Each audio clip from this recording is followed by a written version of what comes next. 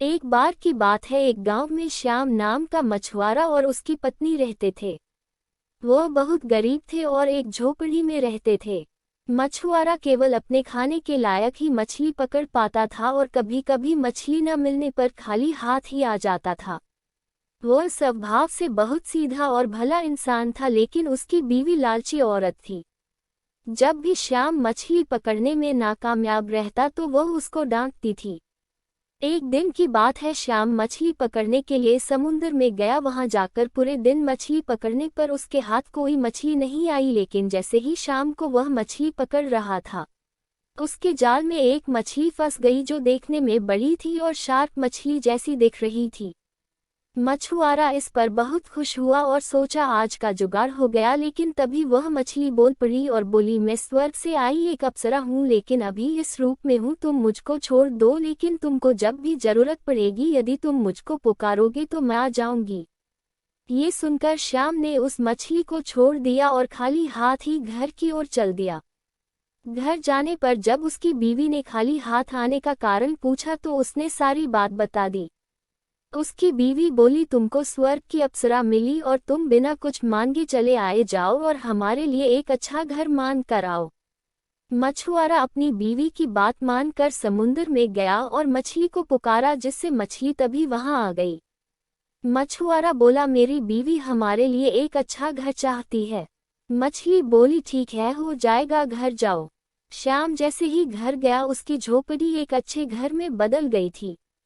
कुछ दिनों बाद उसकी बीवी बोली, यह इस घर में आंगन और छत नहीं है, यदि हमारे बच्चे होंगे तो वो कहाँ कर खेलेंगे, इसलिए तुम जाकर मछली से बड़ा घर आंगन और छत के साथ मांगना।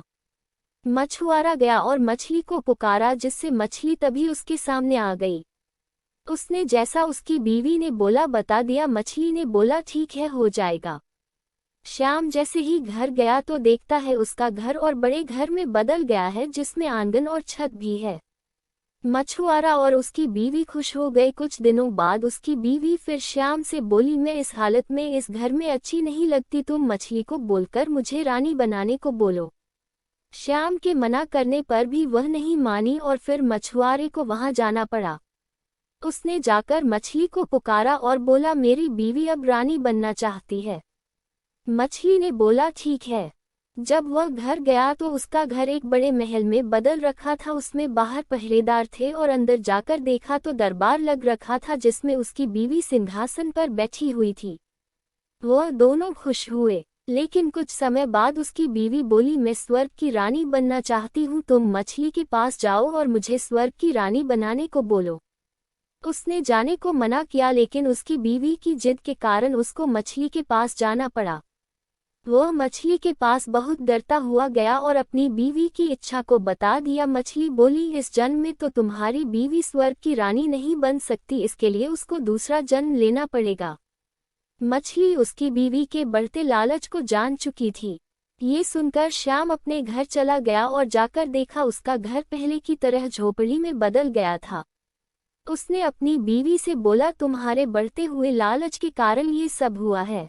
दोस्तों, आपको ये कहानी पसंद आई तो अपने दोस्तों को शेयर करें और अगर आप चैनल पर नए हैं तो सब्सक्राइब करें और नोटिफिकेशन बेल दबाना ना भूलें। अपना और अपने परिवार का ख्याल रखें। मिलते हैं एक नई कहानी के साथ। तब तक के लिए धन्यवाद।